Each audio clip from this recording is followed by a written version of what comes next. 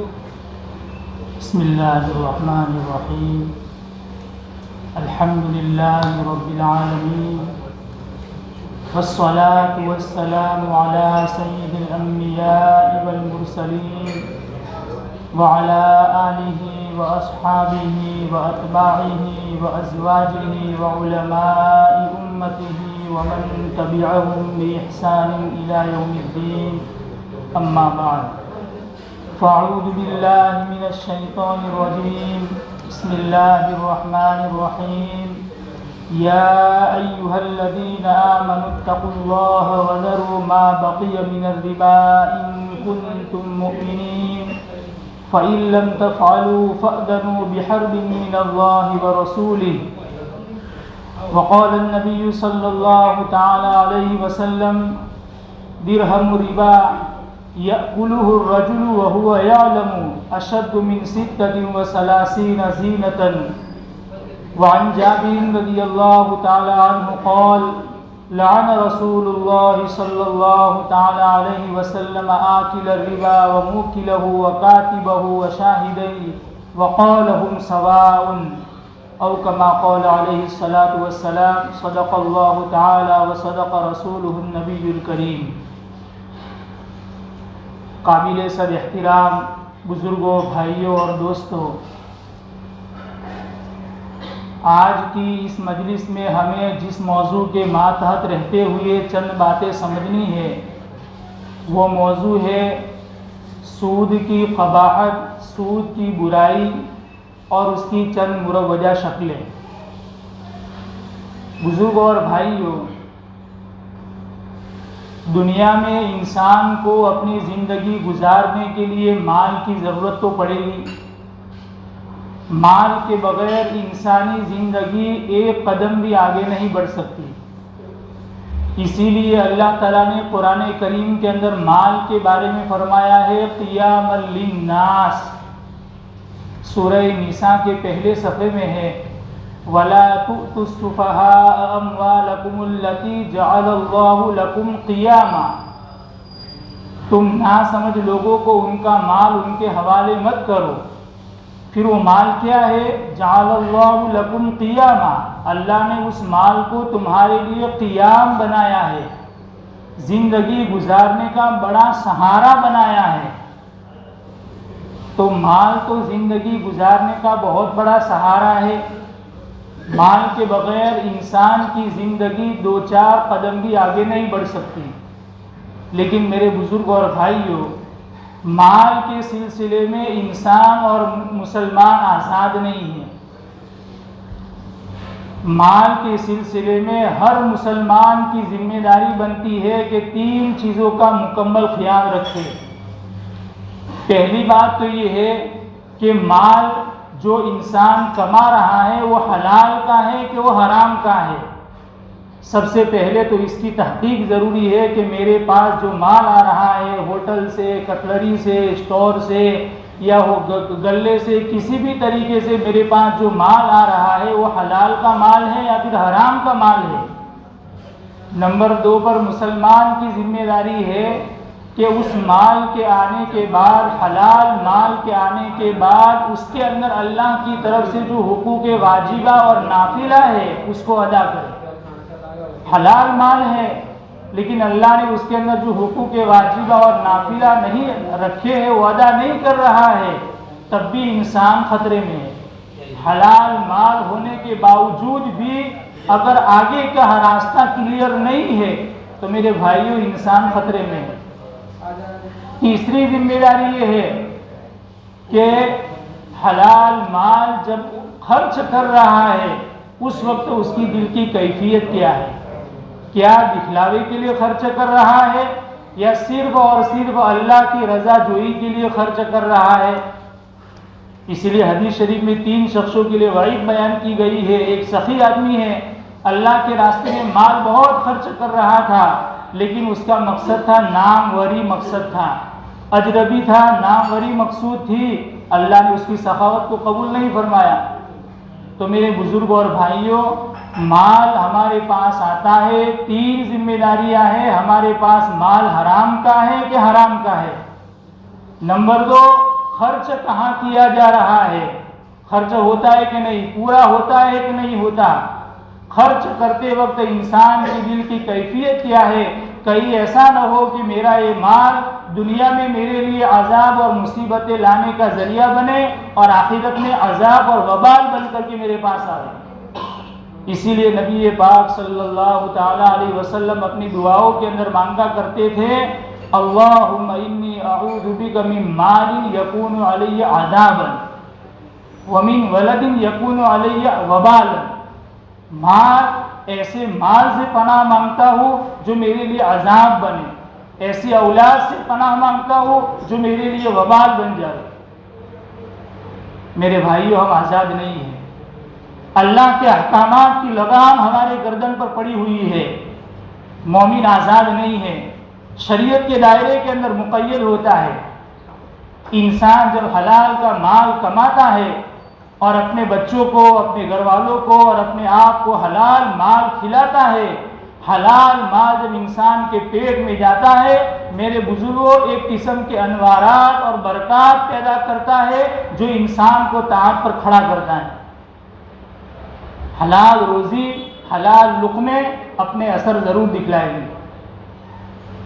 اس کے بالمقابل خدا نہ کرے اگر کوئی انسان حرام کے لقمے کھاتا ہے اور دڑوے سے حرام کام کر رہا ہے، حرام روزی کھا رہا ہے، میرے بزرگوں اور بھائیوں، یہ حرام کے لقمے جب پیٹ میں جائیں گے، علماء نے لکھا ہے ایک قسم کی ظلمت پیدا کریں گے، ایک قسم کی ظلمت پیدا کریں گے، انسان کا دل سخت ہو جائے گا، پھر انسان کے بدن سے نافرمانی والے اعمال صادر ہوں گے۔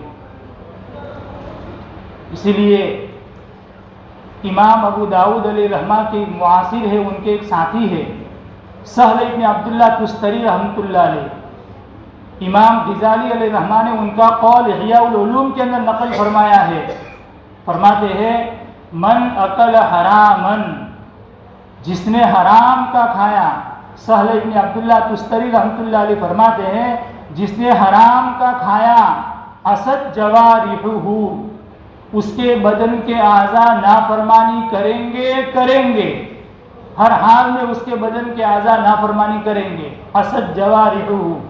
پھر آگے فرمایا علم او لم یعلم، جان کر کھایا ہو یا بے خبری میں کھایا ہو، حرام کا لقمہ اپنا اثر ضرور دکھلائے گا۔ جیسے انسان زہر بے خبری میں پی جائے تو اپنا اثر تو دکھلائے گا۔ یہ بات الگ ہے کہ اگر بے خبری میں چلا گیا تو گناہ نہ ہو، یہ بات الگ ہے، مگر دنیا میں اس کا اثر ضرور ظاہر ہوگا۔ انسان کے بدن سے اعضاء نافرمانی کریں گے۔ علم او لم یعلم، جانتا ہو کہ نہ جانتا ہو۔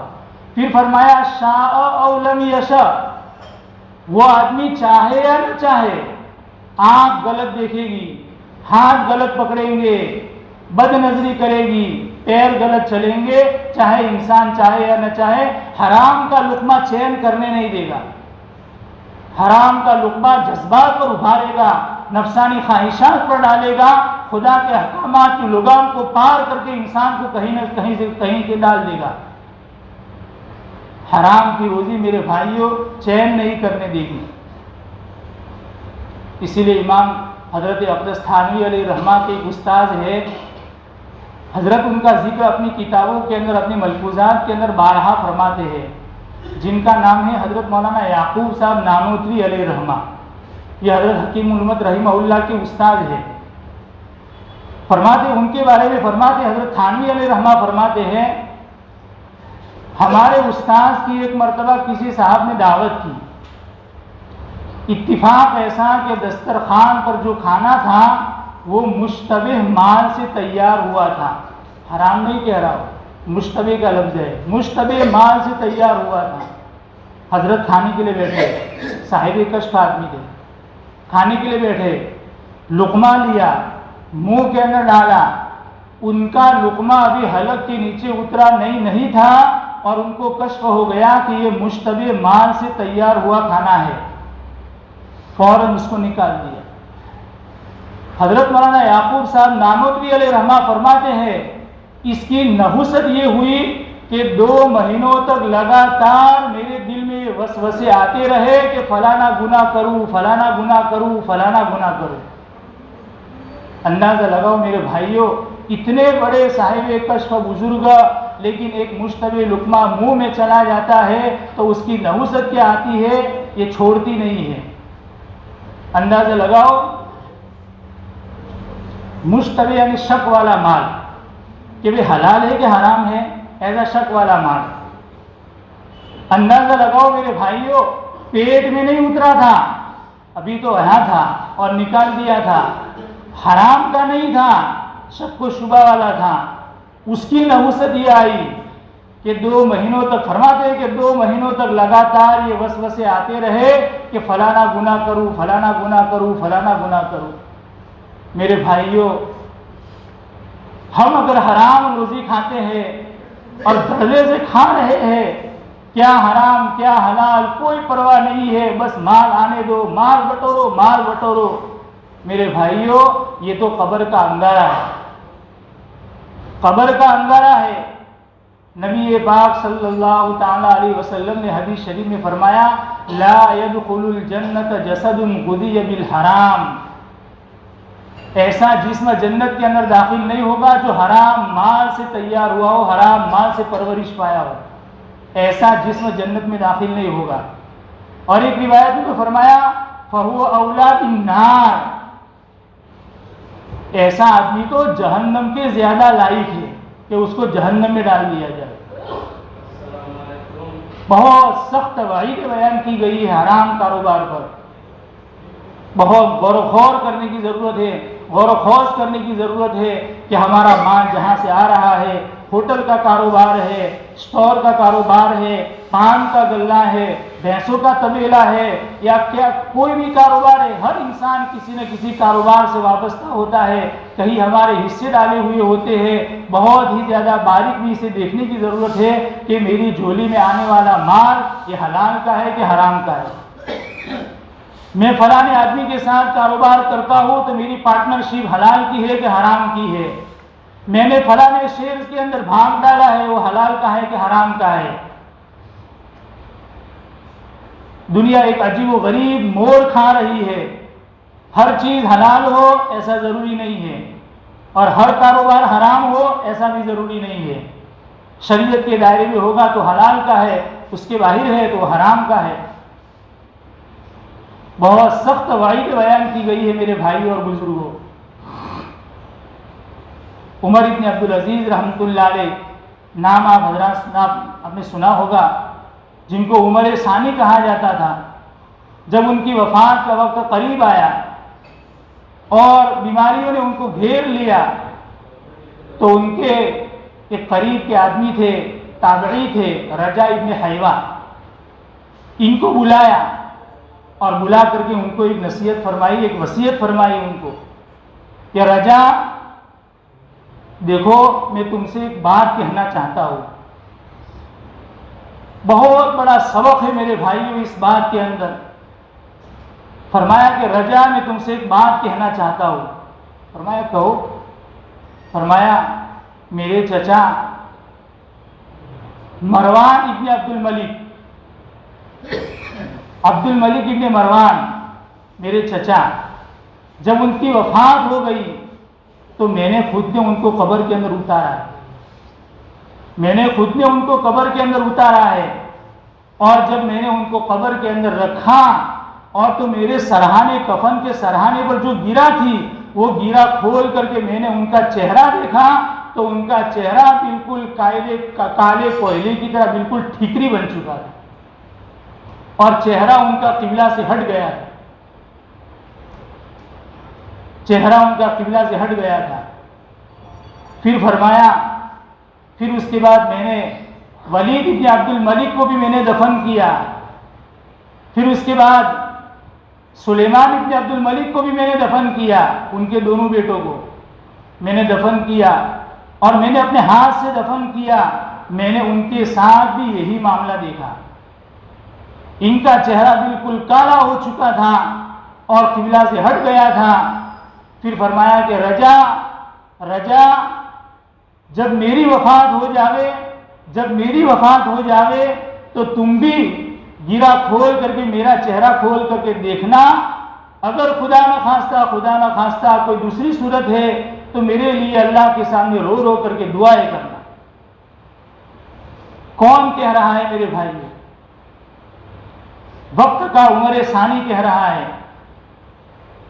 بہت مختصر انہوں نے خلافت فرمائی ہے، 2.25 سال سے 2.5 سال تک انہوں نے خلافت فرمائی ہے، لیکن ایسی خلافت فرمائی ہے اور دنیا کے اندر ایسا عدل و انصاف قائم کر دیا ہے کہ آج تک ان کی نظیر اور ان کی مثال پیش کی جاتی ہے۔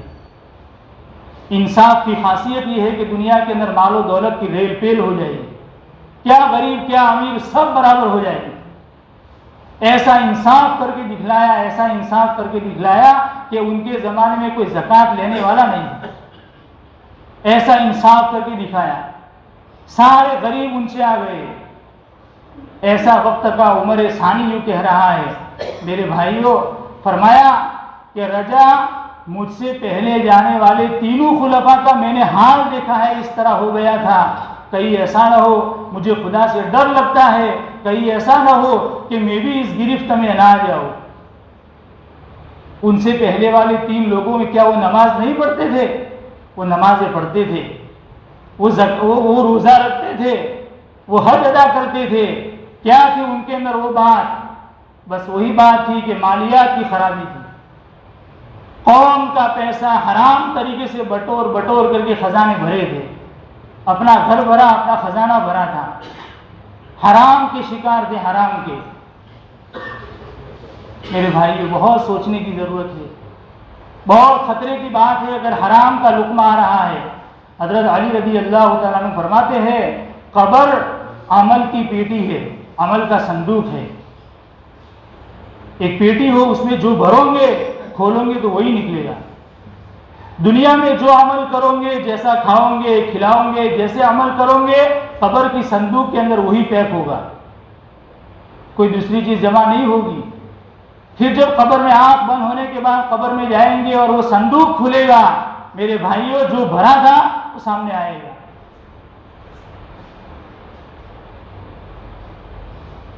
بہت ڈرو میرے عزیزو، میرے بھائیوں، بہت ڈرنے کی چیز ہے۔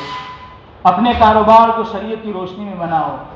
بعض مرتبہ ایسے حالات سننے میں آتے ہیں، ایسے حالات سننے میں آتا ہے کہ دل میں ایسا افسوس ہوتا ہے، ہائے ہماری قوم کے کاروبار کا دیوالیہ نکل چکا ہے، ہماری قوم کا کاروبار بالکل چوپٹ ہو چکا ہے، کیسا اندھیرا چھا چکا ہے۔ کیا سنت و شریعت خالی مسجد کی حد تک ہے؟ نماز روزے اور زکوٰۃ کی حد تک ہے؟ ارے میرے بھائیوں، کاروبار کو زندہ کرو، کاروبار کو سنت اور شریعت کے مطابق لاؤ۔ معاملات کا دین بہت اہم ہے۔ حضرت تھانوی قدس سرہ کا ایک ملفوظ پڑھا گیا ابھی قریب میں، اوراد اور وظائف سے معاملات کی صفائی کو عظیم الشان سمجھو۔ آج ہمارا حال یہ بن چکا ہے، نمازیں پڑھتے ہیں، نوافل پڑھتے ہیں، یہ پڑھتے ہیں، پتہ نہیں کیا سے کیا اوراد اور وظائف پڑھتے ہیں۔ میرے بھائیوں، وظائف کا اور اوراد کا انکار نہیں ہے، آپ کرے بہت کرے، لیکن اس کے مقابلے میں معاملات کی صفائی بہت اہم ہے، معاملات کی صفائی بہت اہم ہے۔ ہمارے پاس لوگوں کا مال رکھا ہوا ہے، یہ قوم کا امانت ہے، قوم کی امانت ہے۔ غلط طریقے سے ہم تصرف کریں گے اور ہم بٹوریں گے، میرے بھائیوں خطرے میں ہیں، ہماری قبر بھی خطرے میں اور ہماری حشر بھی خطرے میں ہے۔ میرے بزرگوں اور بھائیوں، ان حرام کاروبار میں سے ایک منحوس، ایک ملعون لعنتی کاروبار سود کا کاروبار ہے، ملعون کاروبار ہے، اللہ اور اس کے رسول کی لعنت اور پھٹکار ہے ایسے کاروبار میں۔ حدیث شریف پڑھی گئی آپ کے سامنے، نبی پاک صلی اللہ تعالی علیہ وسلم فرماتے ہیں اگر کوئی آدمی سود کا 1 درہم خالی کھاتا ہے، 1 درہم، درہم و ربا، 1 درہم خالی کھاتا ہے، یأکلہ الرجل وہو یعلم، اور اس کو پتا ہے کہ یہ سود کا ہے، حضور نے فرمایا صلی اللہ علیہ وسلم اشد من 36 زینۃ، 36 مرتبہ زنا کرنے سے بھی زیادہ خطرناک ہے۔ 36 مرتبہ زنا کرنے سے بھی زیادہ خطرناک ہے۔ زنا کو ہم گناہ سمجھتے ہیں، سود کو ہم گناہ نہیں سمجھتے۔ ارے ایسے بھی حالات سامنے آئے، زبان کہتے ہوئے لڑکھڑاتی ہے، گستاخی معاف کرنا۔ بعض مرتبہ تو ایسا بھی سننے میں آیا کہ علماء بھی مبتلا ہو جاتے ہیں، عوام بھی مبتلا ہو جاتے ہیں۔ 36 مرتبہ زنا کرنے سے زیادہ خطرناک ہے۔ زنا کی نحوست کو ہم نحوست سمجھتے ہیں۔ روایت میں ہے کہ جب آدمی زنا کرتا ہے تو اس کے دل سے ایمان نکل جاتا ہے اور صاحبان کی طرح بن جاتا ہے۔ ایک مرتبہ زنا کرنے کی وجہ سے ایمان پر کتنا اثر پڑ رہا ہے، پھر وہ ایمان واپس لوٹ کر کے آ جاتا ہے۔ ایک روایت میں ہے کہ جب آدمی زنا کرتا ہے تو لا یؤمن، وہ مومن نہیں رہتا ہے۔ علماء نے اس کی توجیحات کر رکھی ہے، لیکن نبی پاک صلی اللہ تعالی علیہ وسلم کا براہ راست ارشاد جو دل کو چوٹ مار رہا ہے، وہ الفاظ ہی بتلا رہے ہیں کہ ایک مرتبہ زنا کرنا کتنا خطرناک چیز ہے۔ 36 مرتبہ آدمی زنا کرے تو اس کا ایمان کتنا متاثر ہوگا، اور پھر اس سے بھی زیادہ خطرناک، اور یہ بھی خالی 1 درہم سود کا۔ اندازہ تو لگاؤ میرے بھائی۔ پھر اگر ہم حرام کاروبار میں سودی کاروبار میں لگ گئے، سودی کاروبار میں لوگ 1 لاکھ روپئے 1 سال کے لیے لے جاؤ، واپس 1,10,000 کرنے پڑیں گے۔ سودی معاملہ کر رہا ہے، پیسوں سے پیسہ ڈائریکٹ کما رہا ہے، پیسوں سے ڈائریکٹ پیسہ کمانا، ڈائریکٹ پیسوں سے پیسہ کمانا، یہ تو سود ہے۔ 36 مرتبہ زنا کرنے سے زیادہ خطرناک ہے۔ اور ایک روایت میں ہے 73 درجات ہے، سب سے کم درجہ یہ ہے کہ آدمی اپنی ماں سے زنا کرے۔ کیا نبی پاک صلی اللہ تعالی علیہ وسلم نے امت کے سامنے اس منحوس کاروبار کی لعنت کو اور اس کی شناعت کو اور اس کی قباحت کو کن کن الفاظ میں بیان فرمایا ہے؟ حضرت جابر بن عبداللہ رضی اللہ تعالیٰ عنہ فرماتے ہیں کہ رسول پاک صلی اللہ تعالی علیہ وسلم نے لعنت فرمائی ہے سودی کاروبار کرنے والے پر، سودی کاروبار، سود کھانے والے پر بھی لعنت، سود لینے والے پر بھی لعنت، سودی دستاویز لکھنے والے پر بھی لعنت، اور سودی معاملے میں گواہ اور ضامن بننے والے پر بھی لعنت۔ آکل الربا وموکلہ وشاہدیہ وکاتبہ، سب پر لعنت۔ وقال ہم سواء، سب گناہ میں برابر، سواء، سب برابر۔ یہ ایسا منحوس کاروبار ہے، ہم اس میں گر گئے۔ اسی وجہ سے علماء نے لکھا ہے بینک کی نوکری حرام ہے۔ کیوں؟ آدمی بینک کی نوکری کرے گا تو کچھ تو اس میں حصہ لینا پڑے گا۔ ساری بینکیں سودی کاروبار پر ہے، اب کمپیوٹر پہ بیٹھنا پڑے گا، سودی کاروبار کی انٹری کرنی پڑے گی، اس کی ضامینوں کی انٹری کرنی پڑے گی، اس کا دستاویز بنانا پڑے گا، اس کے ڈاکیومنٹ جمع کرنے پڑیں گے، یہ سارے کرنے پڑیں گے۔ بینک کی نوکری کرنا حرام ہے۔ میرے بزرگ اور بھائیوں، ہم نبی پاک صلی اللہ تعالی علیہ وسلم کا دور میمنت کو سوچئے، کیا دور تھا وہ؟ دور اول کے صحابہ مسلمان جن کے پاس میرے بھائیوں کھانے کے لیے کچھ نہیں تھا، کھانے کے لیے کچھ نہیں تھا، 1 کھجور پر گزارا کر لیتے تھے۔ 2 ماہ تک ان کے گھر پر چولہا نہیں جلتا تھا، ستر پوشی کے لیے، بدن کو ڈھانپنے کے لیے ان کے پاس پورا کپڑا تک نہیں تھا، پیروں میں پہننے کے لیے ان کے پاس کچھ نہیں تھا، بلکہ یہاں تک لکھا ہے بھوک کی وجہ سے اور فاقہ کشی کی وجہ سے غش کھا کر زمین پر گرتے تھے۔ حضرت ابو ہریرہ رضی اللہ تعالیٰ عنہ کا حال بخاری شریف کی روایت میں بیان کیا گیا ہے اور خود ان کی زبانی بیان کیا گیا ہے۔ فرماتے ہیں وَإِنِّي لَأَخِرُّ بَيْنَ الْمِنبَرِ وَبَيْنَ الْحُجْرَةِ، بعض مرتبہ میں بھوک کی وجہ سے منبر شریف اور حجرہ شریفہ کے درمیان میں گر پڑتا تھا غش کھا کر کے۔ فَيَجِيءُ الْجَائِي، آنے والے آتے تھے، وَيَضَعُ قَدَمَهُ عَلَىٰ عُنُقِهِ، میں گرا پڑا ہوا ہوتا تھا اور آنے والے آتے تھے اور میری گردن کے اوپر اپنا پیر رکھ کر کے جاتے تھے. اور وہ تو سمجھنے والے سمجھتے تھے کہ اس کو تو کوئی جنون ہے, النبی جنون, مجھ کو کوئی جنون ہے. پھر وہ خود فرماتے ہیں وما بی الا الجوع, خود فرماتے ہیں ما بی الا الجوع, کچھ نہیں تھا, بس فاقہ کشی تھی اور بھوک ستا رہی تھی, بھوک کی وجہ سے میں گر پڑتا تھا.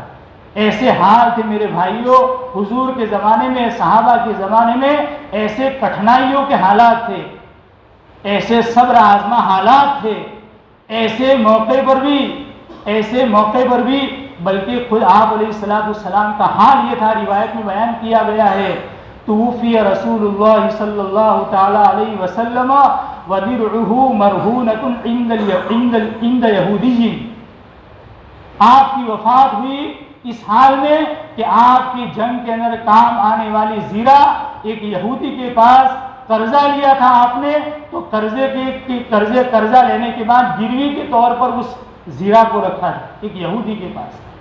کیا حال تھا میرے بھائی, سوچو ذرا, سید الانبیاء کے گھر پر کھانے کے لیے کچھ نہیں ہے اور جنگ میں کام آنے والی ایک زیرہ آپ نے ایک یہودی کے پاس گروی کے طور پر رکھی ہے, رہن کے طور پر رکھی ہے, اڈونے رکھی ہے. اس حال میں آپ کی وفات ہوئی. آپ نے چند سانٹ جھو لیے تھے بطور قرض کے ازواج مطہرات کا نفقہ ادا کرنے کے لیے, اور آپ کی وفات کے بعد آپ کا وہ قرض ازواج مطہرات رضی اللہ تعالی عنہن اجمعین نے ادا کیا ہے. یہ حال تھے میرے بھائیوں دور اول کے اور صحابہ کے اور آپ علیہ السلام کی زمانے کے یہ حال تھے. اس کے باوجود بھی قرآن کریم کا ایک لہجہ دیکھیے, قرآن کریم فرماتا ہے, عین ایسے موقع پر فرماتا ہے لا تمدن عینیک الی ما متعنا به ازواجا منہم. صحابہ کفار کے قرضوں تلے دبے ہوئے تھے, فاقہ کشی عام تھی, بھوک مری عام تھی, کپڑا پہننے کے لیے نہیں تھا. خود سید الانبیاء کو قرضہ لینے کی نوبت آئی. عین ایسے موقع پر بھی قرآن کریم یہ کہہ رہا ہے او مسلمانوں ان کفار کے مال و دولت کی طرف للچائی ہوئی نظر سے دیکھنا بھی مت, ان کفار کے مال و دولت کی طرف للچائی ہوئی نظر سے دیکھنا بھی مت. سود لینا تو دور کی بات, سود حرام کر دیا. ایسے حالات تھے ہمارا قدم پھسل جاوے, اچھوں کا قدم پھسل جاوے. رائنا شیوخا سقیتو, بڑوں کو دیکھا ہے کہ ان کا پتا کٹ گیا ہے. ایسے حالات میں بھی قرآن ان کو جھنجھوڑ کر کے بڑی تاکید کے ساتھ کہہ رہا ہے لا تمدن عینیک الی ما متعنا به ازواجا منہم, خبردار ان کے مال و دولت کی طرف للچائی ہوئی نظر سے دیکھا بھی کرے. لا تمدن کا لفظ استعمال کیا ہے, کھینچنے کے معنی میں آتا ہے, یوں آنکھیں پھاڑ کر کیسا بنایا ہے بنگلہ, کیسا مال و دولت ہے. لا تنظرن نہیں ہے اور تاکید کے ساتھ نہیں کا سیگا ہے. میرے بھائیوں پھر ہم ایسے ماحول میں رہتے ہوئے کیا ہم پر کیا فاقے آ گئے. شادی کرنی ہے بچی کی, سود میں ہاتھ ڈال دیا. گھر بنانا ہے, بینک میں چلے گئے, لون لے لیا. تجارت پڑھانی ہے, لون لے لیا. میرے بھائیوں بہت خطرے کی چیز ہے. جس آدمی نے بھی سود میں ہاتھ ڈالا میرے بھائیوں اللہ اور اس کے رسول کی کھلی بغاوت ہے. ایسے آدمی سے اللہ کا اعلان جنگ ہے. یقین مانیے سور کی بوٹی میں اور سود کی روٹی میں کوئی فرق نہیں. خنزیر اور سور اس کو ہم حرام سمجھتے ہیں, اس کے گوشت کو حرام سمجھتے ہیں, تو سود کی روٹی میں کیا فرق رہا. ارے سود کی روٹی پر تو اللہ کی طرف سے اعلان جنگ ہے.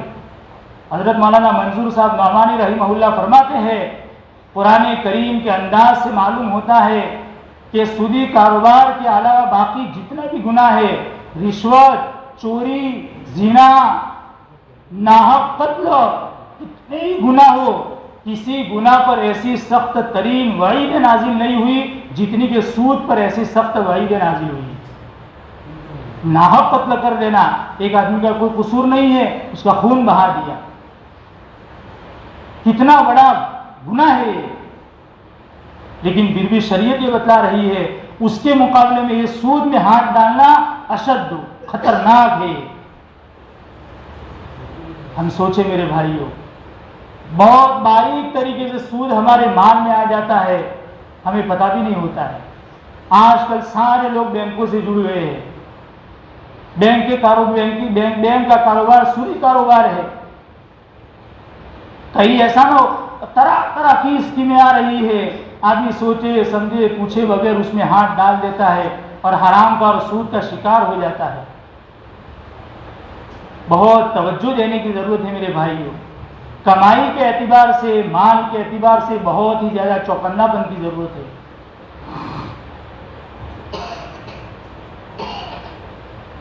اسی لیے میرے بھائیوں، کل قیامت کے دن میدان محشر میں انسان کا قدم نہیں ہٹ سکے گا یہاں تک کہ اس کے بارے میں سوال نہ کر دیا جاوے مال کہاں سے کمایا تھا اور کہاں پر خرچ کیا. کہاں سے کمایا تھا، حلال کا تھا کہ حرام کا تھا؟ قدم نہیں ہٹ سکے گی. پہلے ہی یہی سوال اور جواب. جنت بات کی چیز ہے. روایتوں کا انداز اتنا سخت ہے میرے بھائیوں، سودی کاروبار پر اتنا سخت انداز ہے کہ دل ہل جائے. لیکن کوئی آدمی کھا رہا ہے، سودی کاروبار میں ملوث ہے. ارے حضور کی ایک حدیث بھی کافی تھی دل کو جھنجھوڑنے کے لیے. چل جائے کہ آپ نے طرح طرح کے انداز سے پیرائے انداز بدل بدل کر کے آپ نے امت کو سمجھایا ہے. آج سے 1400 سال پہلے آپ نے امت کو سمجھایا تھا.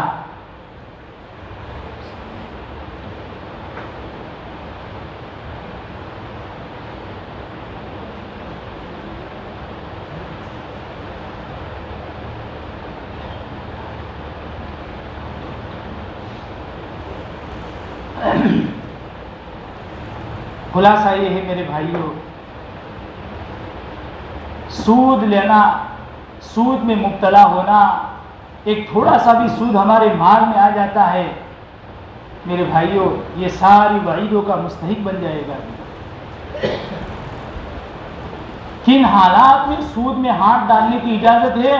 اگر ہمارے پاس پیسہ نہیں ہے، کوئی قرضہ دینے کے لیے تیار نہیں ہے، ہم علماء کے پاس جا رہے کہ مولانا اس حال میں کیا کروں، شریعت میری کیا رہبری کر رہی ہے، میرے لیے بینک سے سودی لون لینا میرے لیے کب جائز ہوگا؟ آج کل تو یہ حال ہو چکا ہے، ولیمے میں زور و شور سے ولیمہ کرو چاہے بینک سے سودی لون لینا پڑے، اچھے سے اچھا گھر بنا دو چاہے بینک سے سودی لون لینا پڑے. ارے تجربہ شاہد ہے جس نے بھی اس منحوس اور لعنتی کاروبار میں ہاتھ ڈالا خدا نے ان کو اجاڑ دیا، کنگال ہو گئے. اور یہ تو حدیث میں ہے، الربا وإن كثر فإن عاقبته تصير إلى كل. انجام کار آدمی کی تباہ و بربادی ہے، کچھ نہیں ہے. تجربے سے شاہد ہو چکے، ہمارے آپ لوگوں کے سامنے بھی تجربات ہوں گے. دنیا میں ہی آدمی کو اللہ تعالیٰ اس کی سزا چکھا دیتے ہیں. حلال کاروبار کرو، حلال کاروبار، چاہے نفع میں تھوڑا سا بچے، لیکن اللہ کی طرف سے اس میں برکت ہے. بقیت اللہ خیر لکم ان کنتم مؤمنین. اللہ جو بچاتے ہیں یعنی حلال کا، ہم جو بچاتے وہ نہیں، اللہ جو بچاوے چاہے تھوڑا سا بچے یہ بہتر ہے. خیر لکم، یہ تمہارے لیے بہتر ہے. اگر تم کو اللہ اور اس کے رسول کی بات پر مکمل یقین ہو تو اس پر ایمان لاؤ، اس کو مانو، اس کو پلے باندھو. قرآن کہہ رہا ہے بقیت اللہ خیر لکم ان کنتم مؤمنین. اس لیے میرے بزرگوں اور بھائیوں، ہمارے سامنے سود کی چند مروجہ شکلیں بیان کی جا رہی ہے.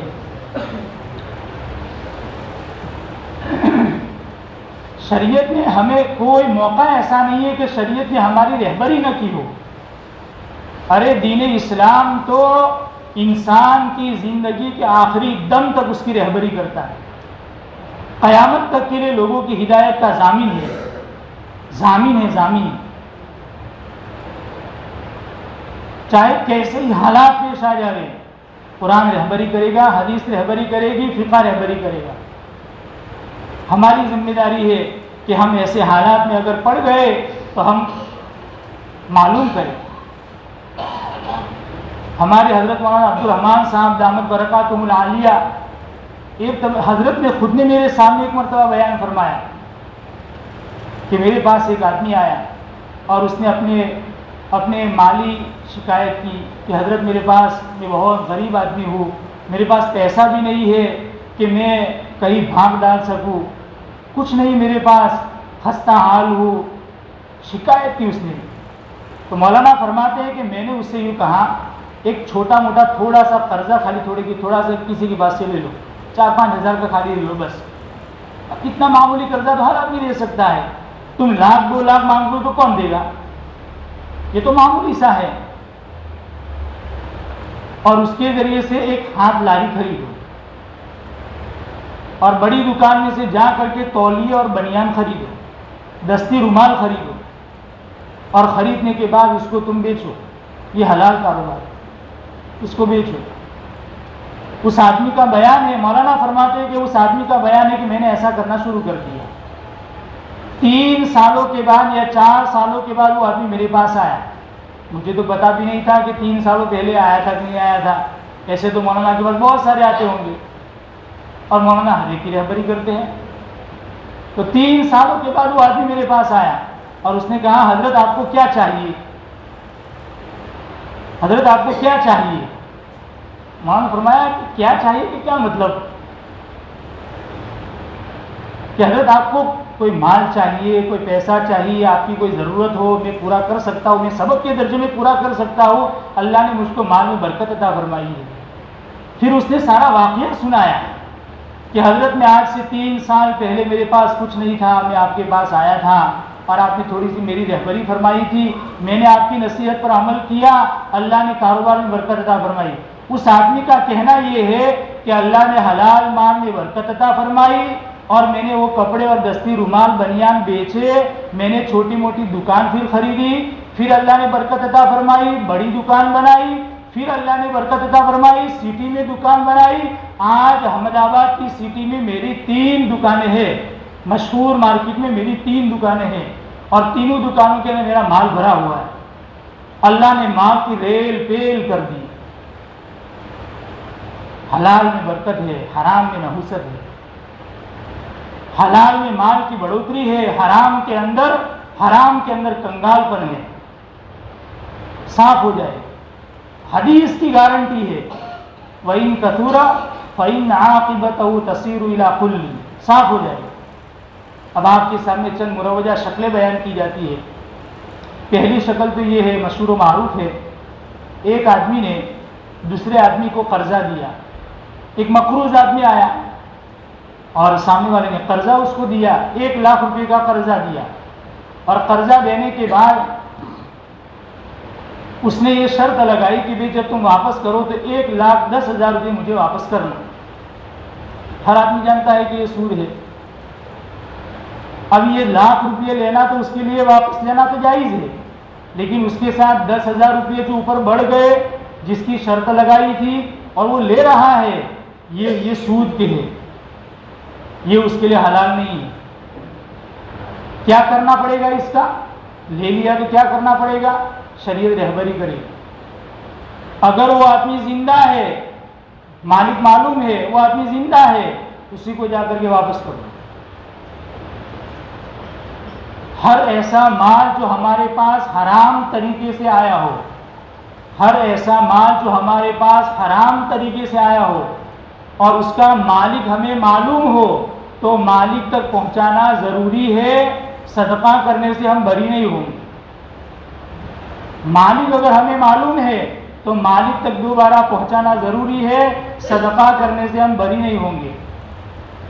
اگر مالک کا انتقال ہو گیا، اس کے وارثین تک پہنچاؤ، یہ مال اس کے ورثے میں چلا جائے گا، یہ مال ہمارا نہیں ہے، ہم مر جائیں گے تو ہمارے وارثین اس کے مالک نہیں ہوں گے، مالک معلوم ہے، مالک تک پہنچاؤ یا اس کے وارثین تک پہنچاؤ۔ ہر کوئی حرام مال، ایک نوکر ہمارے ہوٹل میں کام کر رہا تھا مثال کے طور پر، اور اس نے 10 دن کام کیا اور اس کو تھوڑا مشکل معلوم ہوا تو بھاگ کر چلا گیا، اب اس کی 10 دن کا پگار تنخواہ ہمارے گلے کے اندر جمع ہے، اب یہ ہم نفع کے اندر ایڈ کر لے وے، شامل کر لے وے اور پارٹنروں کے نفع میں چلا جاوے، یہ حرام کا مال جا رہا ہے، اور یہ ہوٹل چلانے والا آدمی اس کا ذمہ دار بنے گا، یہ حرام کا مال ہے۔ اب اگر یہ نوکر کہاں چلا گیا اس کی تحقیق کرو، اگر پتہ چل جاتا ہے وہاں تک اس کا مال پہنچا دو، اور اگر کچھ عطا پتہ نہیں ہے کہاں چلا گیا، کہاں نوکری کرتا ہے، اس کا کوئی ایڈریس وغیرہ معلوم نہیں، نہ اس کے وارث معلوم ہے، تو ثواب کی نیت کے بغیر اس کے نام سے صدقہ کر دو، ثواب کی امید نہیں، دیکھیں مال کہاں ہمارا ہے، ارے بھائی مال ہمارا ہے نہیں ہے، ہمارا مال ہو تو ہم ثواب کی امید رکھے، ارے ثواب کی امید رکھو گے تو یہ تو گناہ ہوگا، ثواب کی امید کے بغیر آدمی صدقہ کر دے گے کہ بھئی جس کا پیسہ یہ ہے میں اس کی طرف سے صدقہ کر رہا ہوں، یوں کر کے آدمی صدقہ کر دے، یہ کرو گے تو ثواب ملے گا، اس لیے کہ شریعت کے حکم پر عمل کیا، ثواب کی امید کے ساتھ کرو گے تو پھر اس میں کوئی ثواب نہیں، تو اس کی طرف سے صدقہ کر دو۔ اگر چلو ہم نے صدقہ کر دیا تھا اور صدقہ کرنے کے بعد اتفاق سے وہ نوکر آ گیا، بھی میرا 10 دن کا پگار لاؤ، وہ آ گیا اور ہم نے تو اس کے نام سے صدقہ کر دیا تھا، تو بھی شریعت رہبری کرے گی، اس کا حق ہے اس کو دے دے۔ اب کیا، اب بات یہ ہے کہ جو ہم نے اس کا 10 دن کا پگار اس کے نام سے صدقہ کیا تھا اس کے کھاتے سے اللہ تعالیٰ نکال کر کے ہمارے کھاتے میں جمع کر دیں، وہ ثواب ہمارے کھاتے میں آ جائے۔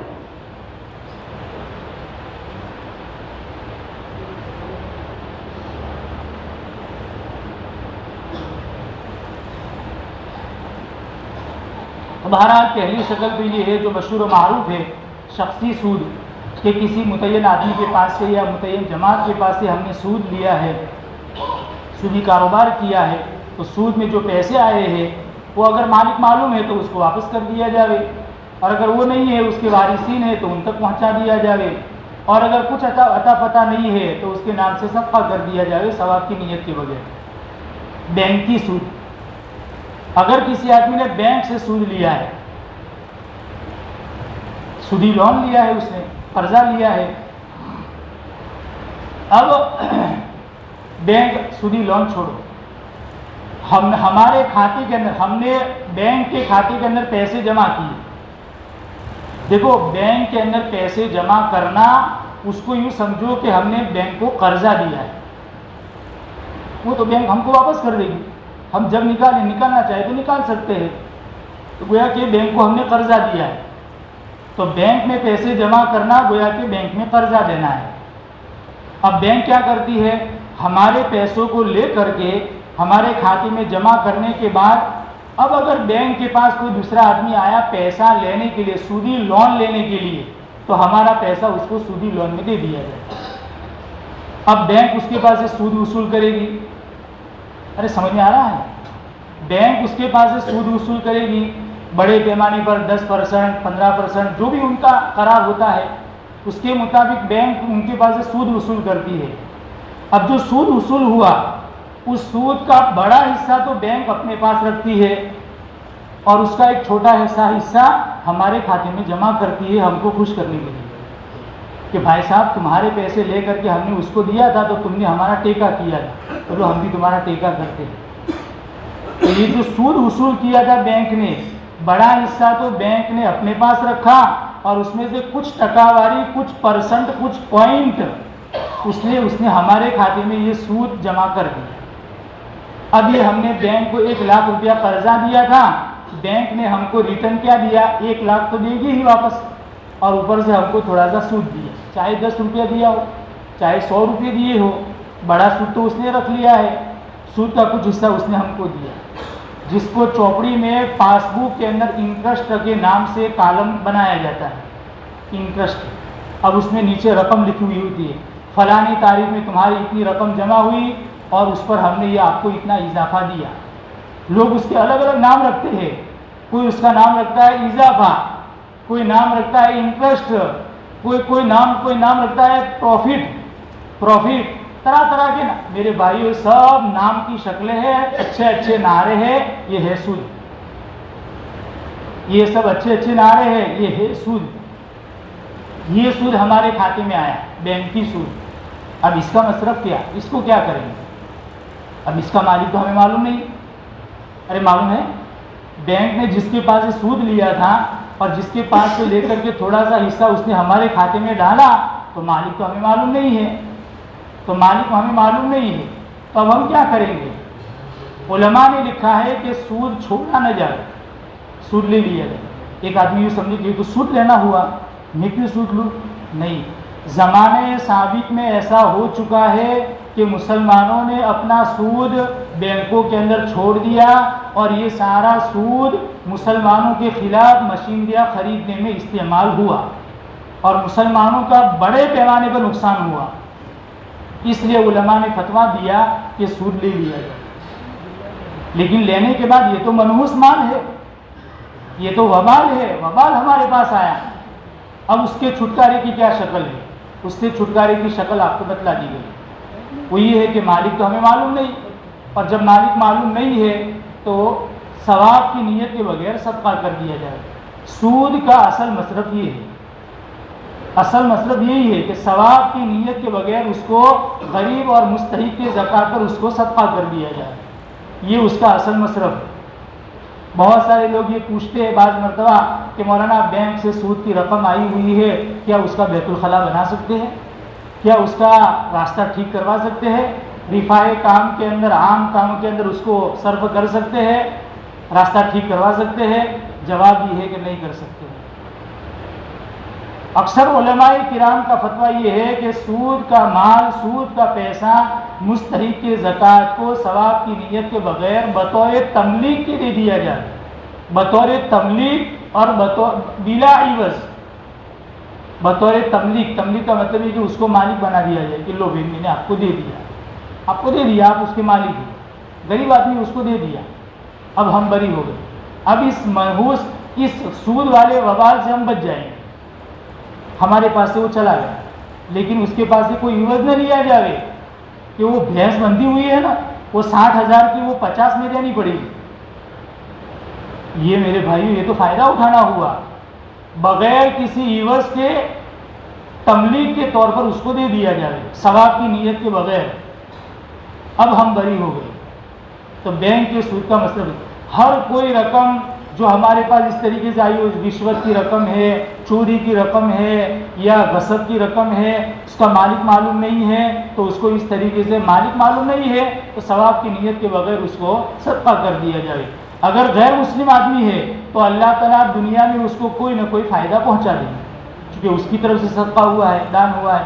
مسلمان ہے تو اللہ تعالیٰ اس کی نیکی کو محفوظ کر کے آخرت میں اس کو کام آئے گی. بہرحال یہ بینک کے سود کا مصرف ہوا. بعض مرتبہ فقہائے کرام نے اس سے قاعدے کلیہ نکالا ہے. ہم نے ایک آدمی کو 1,00,000 روپے دیے اور ہم نے شرط لگائی کہ دیکھو 1 سال کے بعد جب آپ واپس کریں گے تو 1,10,000 آپ کو واپس کریں گے.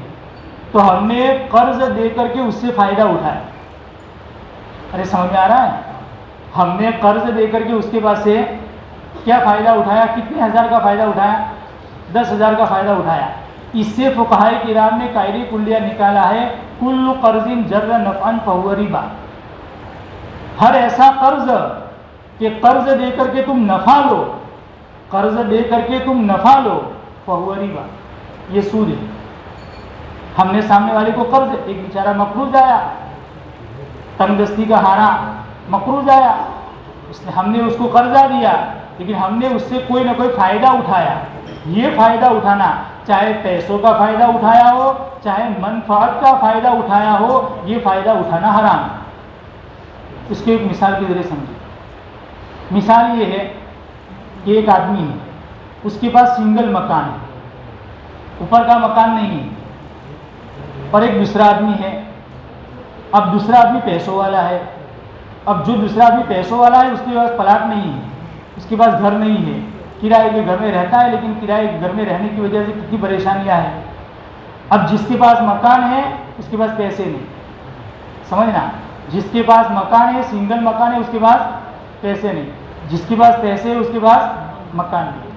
اب یہ پیسوں والا آدمی اس مکان والے سے یہ کہتا ہے کہ بھئی دیکھو اوپر کا مکان بنانا ہے، یہاں بھی بنانا ہے، 5-6 سال ہو گئے، چھت خراب ہو رہی ہے، چھت ٹپک رہی ہے، تم سے بھلا آدمی کون سا ہوگا، اوپر کا مکان بنانا ہے۔ اس نے کہا کہ میں پیسہ آپ کو دیتا ہوں، 5 لاکھ روپے میں آپ کو دینے کے لیے تیار ہوں، لو 5 لاکھ روپے، لیکن جب مکان تیار ہو جائے گا 2 سال تک میں اس میں رہوں گا اور کرایہ نہیں دوں گا، 1 سال تک میں اس میں رہوں گا لیکن کرایہ نہیں دوں گا۔ دیکھو پیسے والے نے مکان والے کو کیا دیا، 5 لاکھ روپے دی، قرضہ دیا کہ نہیں دیا، اور قرضہ دے کر اس نے کیا کیا، فائدہ اٹھایا۔ کیا فائدہ، کرایہ حاضر۔ بھائی کیوں، پیسے دیے ہیں، 5 لاکھ روپے آپ کو دیے ہیں، تو یہ قرض دے کر کے اس نے فائدہ اٹھایا، یہ فائدہ اٹھانا حرام۔ کل قرض جر نفعا فہو ربا، قرض دیا فائدہ اٹھایا، یہ سود کے دائرے میں ہو گیا۔ میرے بھائیوں، اگر قرضہ دینا ہے قرض حسنہ دو، قرض دے کر کے کوئی فائدہ مت اٹھاؤ سامنے والے سے۔ ارے آخرت پر یقین بھی تو کچھ ہے، ہمارا ایمان تو غیب پر ہے، جیب پر تھوڑا ایمان ہے کہ دنیا میں سارا وصول کر دیں گے۔ غیب پر ہمارا ایمان ہے، اللہ اور اس کے رسول کے وعدے ہیں، قرض حسنہ دوں گے، روزانہ اتنا روپیہ صدقہ کرنے کا ثواب ملے گا، روزانہ اتنا روپیہ صدقہ کرنے کا ثواب ملے گا۔ روپیہ تو واپس آئے گا ہی اپنے وقت پر، لیکن صدقے کا ثواب ملے گا۔ کتنی بڑی فضیلت ہے۔ اب معاملہ صحیح کرنا ہے تو کیا کرو کہ بھئی مکان کا جو کرایہ ہے وہ کرایہ طے کر دو۔ بلکہ فقہائے کرام نے لکھا ہے اگر قرض کے دباؤ میں آ کر کے مکان والے نے کرایہ کم لیا، یا اس نے کہا کہ بھئی 1000 روپے کرایہ چلتا ہے تو 500 ہی دوں گا، 1000 نہیں دوں گا، میں نے آپ کو 5 لاکھ کا قرضہ دیا ہے، تو فقہائے کرام نے لکھا ہے یہ بھی فائدہ اٹھانا ہوگا، یہ بھی جائز نہیں ہے، یہ بھی سود کے دائرے میں آئے۔ اسی طریقے سے میرے بھائیوں، بعض مرتبہ ہمارے کوئی قرضہ لینے کے لیے آتا ہے، تو آج کل لوگوں کی عادت ہوتی ہے کہ قرضہ لے جاتے ہیں لیکن پھر واپس دینے کا سوال ہی پیدا نہیں ہوتا ہے، تو دینے والے بھی سمجھ جاتے ہیں کہ اب کسی کو دینے کا نہیں۔ میرے بھائیوں، کمی ہے ہمارے اندر بہت زیادہ کمی ہے، وعدہ خلاف ہے، ہم اتنے وعدے کرتے، وعدوں پر وعدے ہو جاتے ہیں لیکن اس کا قرضہ واپس کرنے کا نام نہیں۔ ارے وعدہ ہو قریب آ گیا ہے، آپ کے پاس پیسوں کا انتظام نہیں ہو سکا ہے، تو اس کے سامنے جا کر کہو کہ بھئی پیسوں کا انتظام نہیں ہوا ہے، میں آئندہ انشاءاللہ 2-4 مہینوں میں آپ کے لیے انتظام کر کے دے دوں گا۔ میرے بھائیوں، کوئی مسلمان کا ضمیر ایسا نہیں ہوگا کہ آپ کی چال پکڑے، آپ کی دامن پکڑے کہ نہیں ابھی لاؤ، لیکن ہم دکھائے تو صحیح، ایسا بلکہ چھپتے ہو جاتے ہیں، تاریخ آنے سے پہلے چھپنا شروع ہو گئے۔ روزانہ ملاقات ہوتی تھی، قرض لینا تھا تو دن میں 5 مرتبہ نظر آتے تھے، بلکہ آتے تھے، لیکن جب وعدہ پورا ہو گیا اب انتظام نہیں ہوگا تو کہنا چاہیے، لیکن اب کہتے نہیں، اب چھپ جاتے ہیں۔ اب بیچارہ وہ فون پر فون کرتا ہے، فون سوئچ آف، فون اٹھاتے نہیں ہے۔ کتنے اخلاق سے ہم نیچے اتر گئے۔ اب ہم نے اس سے جا کر کہا کہ پیسوں کا انتظام نہیں ہوا ہے، آپ تھوڑی سی مہلت دے دیجئے۔ ارے قرآن کا حکم ہے وَإِن كَانَ ذُو عُسْرَةٍ فَنَظِرَةٌ إِلَىٰ مَيْسَرَةٍ، اگر بیچارہ مقروض پر تنگدست ہے تو اس دینے والے کی ذمہ داری بنتی ہے فَنَظِرَةٌ إِلَىٰ مَيْسَرَةٍ، سہولت تک اس کو گنجائش دے، اس کو اور زیادہ موقع دے۔ تو قرآن کا حکم ہے، جب آپ کو اتنا سارا قرضہ دیا ہے تو 2 مہینے آگے بڑھانے میں اس کا کیا جائے گا۔ لیکن میرے بھائیوں، آج کل قرضہ لینے کے بعد، لے جانے کے بعد مقروضین کا جو حال بن جاتا ہے وہ بہت ہی زیادہ قابل شکایت ہے۔ گویا قرضوں کا دروازہ وہ بند کر رہے ہیں کہ قرضوں کا دروازہ بند، ہاں کیوں آدمی اپنے چپل گھسے گا، قرضہ ہی نہیں دے گا۔ بہرحال ایک آدمی قرضہ لینے کے لیے آیا، اس نے کہا کہ مجھے 5 لاکھ روپے کی ضرورت ہے۔ اب میں نے ابھی آپ کو حالات سنا ہے، اب اگر وہ قرضہ دینے والا آدمی ڈائریکٹ 5 لاکھ کا قرضہ دے دیتا ہے تو اس کے تو دل میں یہ رہتا ہے کہ یہ تو قرضہ لے کر کے چلا جائے گا تو پتہ نہیں واپس بھی آئے گا کہ نہیں آئے گا، مجھ کو ملے گا بھی نہیں ملے گا، تو اس کے دل میں ایک خطرہ رہتا ہے۔ تو اس نے یوں کہا بھئی ایک کام کرو، میں آپ کو 5 لاکھ روپے دینے کے لیے تیار ہوں، لیکن آپ کی کوئی چیز میرے پاس بطور گروی رکھ دو، زمین رہن کے طور پر رکھ دو، اڈونے رکھ دو، یا فلانا کوئی دوسری چیز میرے پاس، کوئی چیز آپ میرے پاس رہن کے طور پر رکھ دو۔ اب وہ بیچارہ تیار ہو گیا کہ لو میری زمین آپ کے پاس میں نے رکھ دی، بطور گروی رکھ دی، اور ہم نے اس کو 5 لاکھ روپے دے دی، اور وہ آدمی لے کر چلا گیا۔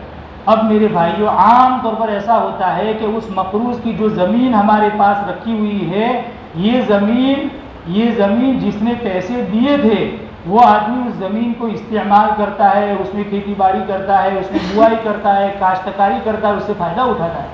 یہ تو قرض دے کر کے فائدہ اٹھایا، یہ تو سود کے دائرے میں آئے گا، یہ تو رہن سے فائدہ اٹھانا ہوا، رہن سے فائدہ اٹھانا جائز نہیں ہے، یہ بھی سود کے دائرے میں آئے گا۔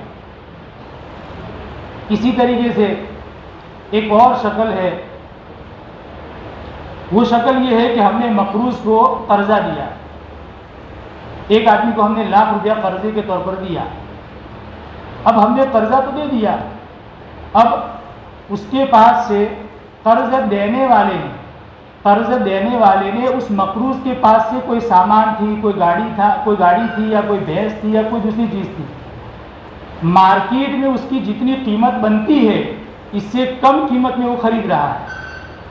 ایک مثال سے اس کو سمجھو، ایک آدمی 1,00,000 روپے کا قرضہ لے گیا، اب قرضہ دینے والے نے مقروض سے یہ کہا کہ بھئی تمہارے پاس جو بھینس ہے وہ مارکیٹ کے اعتبار سے اس کا ویلیو ہے 60,000 روپے، لیکن 50 میں آپ دے دو مجھے 10,000 روپے کم کر کے مجھ کو دے دو۔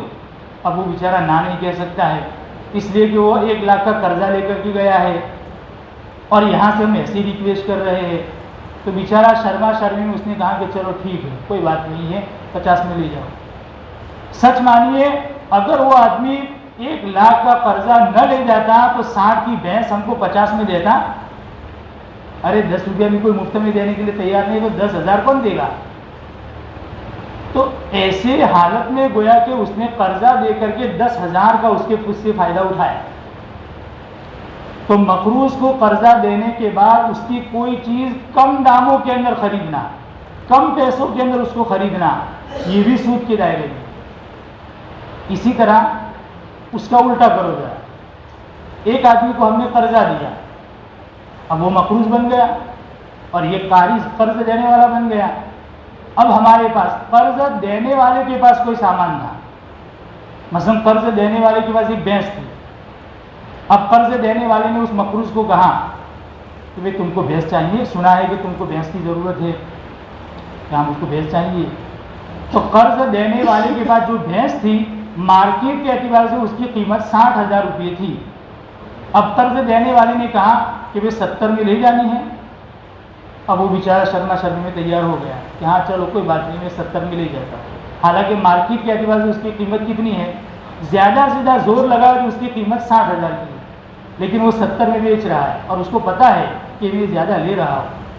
اگر اجنبی سے ایسا معاملہ کرو گے تو کوئی حرج نہیں، لیکن مقروض سے اگر ایسا معاملہ کرو گے تو گویا کہ تم نفع کما رہے ہو اور اس کی شرما شرمی سے اور قرض دے کر کے اس سے فائدہ اٹھا رہے ہو، یہ بھی سود کے دائرے میں ہے، یہ ہمارے 10,000 کا نفع حلال نہیں ہوگا۔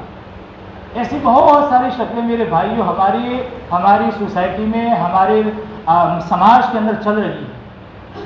اسی طریقے سے مثلا ایک آدمی کو ہم نے قرضہ دیا، قرضہ دینے کے بعد وہ بھینس لایا بیچارہ، 1,00,000 کا ہم نے قرضہ دیا تھا، وہ بھینس لایا، تو وہ قرضہ ہم نے اس کو دیا 1,00,000 کا، قرضہ دیتے وقت ہم نے پوچھا کہ کیا کرو گے، اس نے کہا مجھے بھینس لانی ہے۔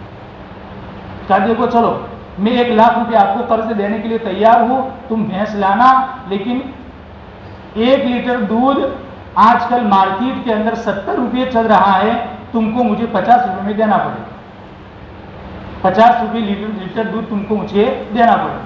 تو ہم نے اس کو 1,00,000 روپے قرضہ دیا تھا، بھینس لایا، اب 1 لیٹر دودھ مارکیٹ کے اعتبار سے 70 روپئے ہے، اور یہ قرض دینے والا کتنے میں لے رہا ہے؟ 50 میں لے رہا ہے۔ فی لیٹر 1 لیٹر کے پیچھے وہ 20 روپئے کا نفع لے رہا ہے، 20 روپئے کا۔ تو یہ تو مہینے کا کتنا ہو جائے گا؟ بولو 600 روپئے۔ تو سال کے کتنے ہوں گے؟ 12 چک 72، 7,200 روپئے۔ تو یہی تو ہوا، 1 لاکھ روپئے دیے اور 1,70,000 وصول کیے۔ ایسی بہت ساری شکلیں میرے بھائیوں یہ سود کے دائرے میں آتی ہے، اس سے بہت زیادہ بچنا چاہیے۔ اسی طرح سود کی تو شکل نہیں ہے، لیکن لوگ عام طور پر ایک دوسرے سے پوچھتے رہتے ہیں۔ ایک آدمی دکان کھول کر کے بیٹھا، اب ایک کسٹمر آیا اس کے پاس، اور کسٹمر کے سامنے ہم نے سامان دکھایا، اب وہ سامان ہے۔ اب اس نے پوچھا کہ بھائی کتنے میں؟ تو ہم نے کہا کہ بھائی دیکھو، نقد میں لینا ہو تو 100 روپئے، اور اگر ادھار میں لینا ہو تو 120 روپئے۔ نقد ادھار کا فرق کر دے، اور ہر آدمی فرق کرتا ہے۔ تو نقد میں لینا ہو تو 100 روپئے، ادھار میں لینا ہو تو 120 روپئے۔ اب ابھی بات چل رہی تھی، اور اسی مجلس کے اندر کوئی بھی ایک بات فائنل ہو گئی۔ 2 آپشن رکھے تھے، اس میں سے ایک آپشن فائنل ہو گیا دونوں کے درمیان کہ بھائی نقد لینی ہے، لو 100 روپئے۔ تو یہ معاملہ جائز، اس کو سود نہیں کہا جائے گا، معاملہ جائز۔ اور اگر اسی مجلس میں ایک آپشن فائنل ہو گیا کہ مجھے ادھار لینی ہے، میں مہینے کے بعد آپ کو قیمت دوں گا، تاریخ بھی فائنل کر دی، تو 120 روپئے میں ہم نے وہ چیز دی۔ نقد دیتا تو 100 روپئے میں دیتا، لیکن ادھار میں بھی 120 روپئے میں دی۔ یہ بھی مجلس عقد کے اندر ایک بات فائنل ہو گئی، تو اب یہ بھی اس کو سود نہیں کہا جائے گا۔ یہ 20 روپئے جو اس نے اوپر کمائے، یہ 20 روپئے اب یوں سمجھا جائے گا کہ وہ سامان ہی 120 روپئے کا ہے۔ اب ایسا نہیں سمجھا جائے گا کہ سامان تو 100 روپئے کا اور اوپر کے 20 روپئے اس نے مدت کے مقابلے میں کمائے، ایسا نہیں سمجھا جائے گا، بلکہ پورے سامان ہی کی قیمت 120 روپئے کہی جائے گی۔ لیکن مجلس عقد کے اندر ایک بات، جس مجلس کے اندر معاملہ ہو رہا ہے، اس مجلس کے اندر ایک بات فائنل ہو جانی چاہیے کہ بھائی نقد تو نقد، ہم 2 آپشن رکھ سکتے ہیں کہ بھائی نقد لینا ہو تو اتنے میں، ادھار میں لینا ہو تو اتنے میں۔ یا ہم پوچھ سکتے ہیں کہ بھائی نقد دوں گے یا پھر ادھار لے جانی ہے، اور دل میں ہم نے طے کر دیا کہ جو کہے گا اس کے مطابق قیمت، کہ اس نے کہا کہ نقد تو چلو 100 روپئے، اس نے کہا کہ بھائی ادھار تو چلو 150 روپیہ۔ تو ہم نے دل میں، بہرحال مجلس کے اندر ایک بات طے ہو گئی کہ بھائی نقد یا ادھار، اور اس کے مطابق معاملہ ہو گیا، تو یہ سود کے دائرے میں نہیں ہے۔ چاہے ایک اور بات سمجھ لیجیے، وقت پورا ہو گیا ہے۔ بعض مرتبہ ایسا ہوتا ہے کہ ہم نے کوئی چیز بیچی، بیچنے کے بعد سامنے والے سے طے ہوا تھا کہ بھائی مہینے کے بعد اس کی قیمت تم دے دینا۔ اب مہینہ پورا ہو گیا، اب وہ سامنے والا وہ قیمت دیتا نہیں ہے، 2-3-4 مہینے اوپر چلے گئے۔ اب ہم اس سے یہ کہہ رہے ہیں، قرض دینے والا یہ کہہ رہا ہے کہ بھائی میں نے تم کو جتنا قرضہ دیا تھا یا جتنا سامان دیا تھا، اس کی قیمت پر تم اتنے بڑھا کر کے دو۔ حالانکہ دیتے وقت ایسی کوئی شرط نہیں ہوئی، لیکن اب اس نے وعدہ خلافی کی، وقت پر پیسے نہیں دیے، اور ہم کو تھوڑا پریشان بھی کیا، اس لیے ہم بھی کنٹال گئے، اس لیے ہم اس کے پیچھے پڑ گئے کہ بھائی اب تو تم کو اتنے بڑھا کر کے دینے پڑیں گے، مجھ کو اتنے دینے ہی پڑیں گے۔ اب اس نے بیچارے نے دے دیے۔ تو اس کی 2 شکلیں۔ ایک شکل تو یہ ہے کہ اگر معاملہ کرتے وقت تم نے شرط لگا دی کہ دیکھو وقت پر ادا نہیں کیے تو اتنی پینلٹی چڑھاؤں گا، اتنے روپئے اوپر لوں گا، تو یہ سود ہو، کیونکہ معاملے میں شرط آ گئی، یہ سود ہو گیا۔ اور اگر معاملے میں ایسی کوئی بات نہ ہوئی ہو اور اس نے وقت پر ادا نہیں کیا اور اب اس کے پاس سے لے رہا ہے، یہ ظلم ہوگا، اس کو سود نہیں کہا جائے گا، اس کو ظلم کہا جائے گا۔ بہرحال یہ چند باتیں تھی، وہ آپ کے سامنے آ گئی۔ اللہ تعالی ہمارے معاملات کو درست فرمائے، حلال روزی کا اللہ تعالی ہمارے لیے انتظام فرمائے۔ وآخر دعوانا الحمدللہ۔